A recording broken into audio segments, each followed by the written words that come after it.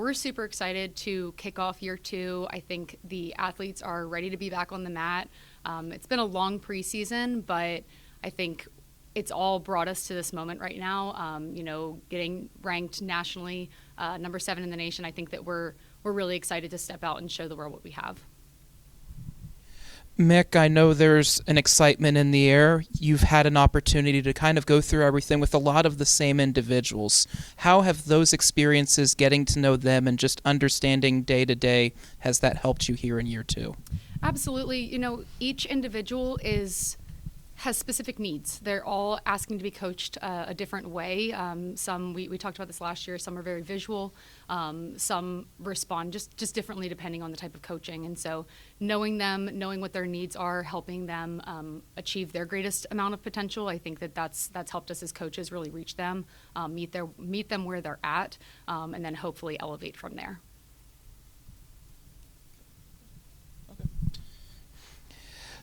Obviously, a ranking preseason can always be a double-edged sword. How do you manage the understanding that this is earned, but also understand that there's still a full season and it's 0-0? Sure. They know that it's earned. I think that starting off last year, 15, they were shocked about that. I think we all were a little shocked about that, but excited to get started and, again, kind of earn our national ranking number 12 at the end of last season. So they know what it takes. They know that it's not just going to be a walk in the park. We have some really amazing opponents coming to town, and then we're also going away and competing against some, again, nationally ranked opponents. So I think that it could be anybody's game. We always say it's anybody's game any given day. So we're really excited, again, to go out there and continue to prove why we belong where we are. Coach, what does it mean to you, and what does it mean to the program for Acrobatics Tumbling to be named as the newest NCAA championship sport? Thanks for asking that. It's been such a journey, and I am blessed to be a part of the second-year program that was at Gannon. So I've seen the sport. I started in 2014. Have seen the sport really grow in a tremendous amount of ways.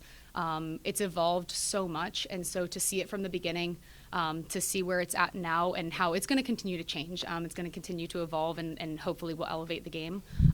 But it's incredible to know the amount of women that have sacrificed so much. There are even some that aren't even with us now. It's really a part of history. Some that have passed on that were a part of making this possible for all of the young women that are out there right now, myself included, the young ladies that will hopefully be fans for us that will go out and watch our meets.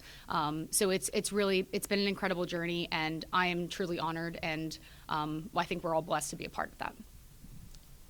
For those new viewers that will be either tuning in or watching in person, kind of give them a preview of what your team looks like and who the biggest players on your team are that are key for your success. Yeah, our team, as far as the skills that we're going to be competing, we have the 1% rule right now. We're not trying to change everything that we're doing. We were successful last year. Again, we didn't lose a lot of people, so hoping to elevate in.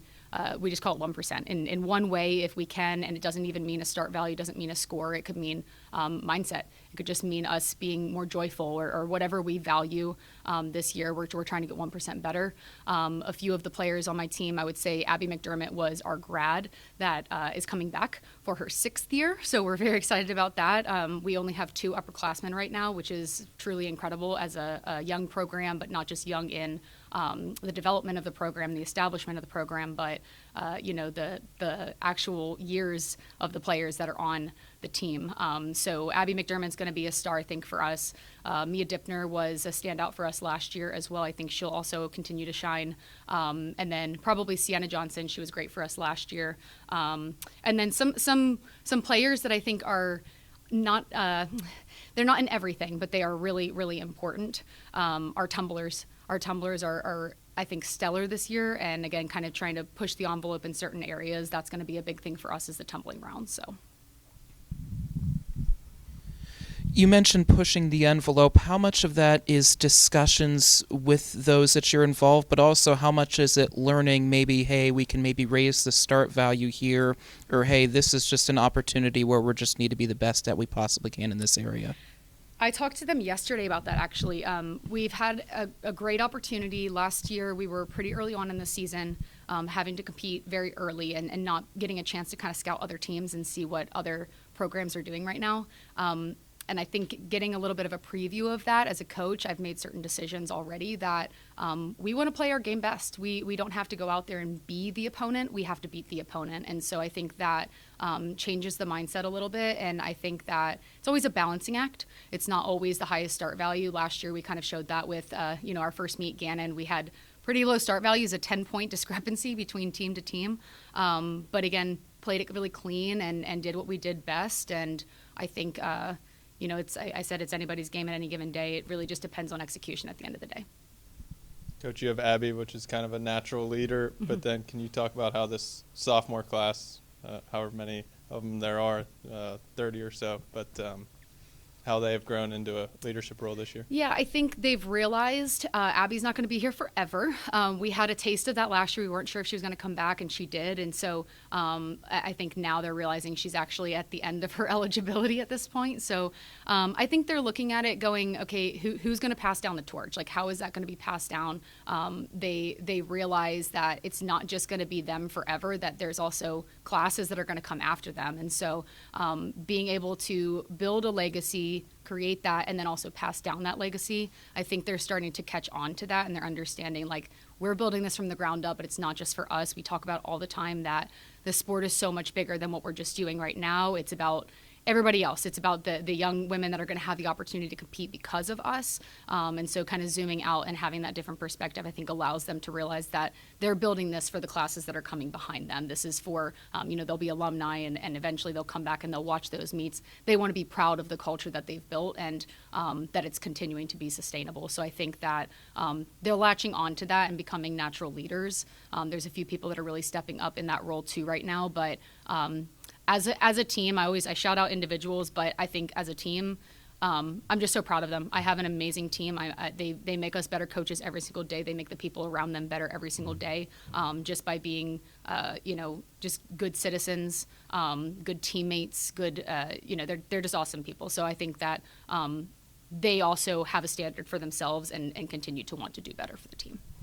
Pretty challenging schedule with a handful of nationally ranked opponents on it, and then can you talk about that, and then also how much you're looking forward to being back at home competing? Sure. Yeah, definitely a tough schedule. Last year, even starting it off again, Gannon was a really tough opponent, but we had some ups and downs through the years. Through the year, it wasn't continuous nationally ranked opponents, and so this one's going to be a really interesting year. I think in order to be the best, you have to beat the best. So you definitely have to have that strength of schedule in there. And I think having some of the opponents we had last year, Baylor for one, getting to see them in person and compete against them, that was an honor. And it's an experience that's irreplaceable. And I think we're going there this year, which is also awesome. I think that they get to see that again and elevate and know that that's the standard that they want to be at. So I think that it's great to have those nationally ranked opponents. I think it only helps, strengthen our program as well. So yeah. Something else that really strengthens the program is also the fan support, and you could see at your home meets last year just that entire side right behind, just supporting all the way. Just what can you say about just how special the word of mouth has been with this program and the fan support, and how you hope to grow that in year two? Oh, we couldn't do it without them. We try so hard to create the game day atmosphere. We have mock meets and we have these events that try to promote it for our athletes, that they feel that environment, they feel the energy, they feel the competitive nature behind what it feels to have a packed arena. But there's nothing like game day.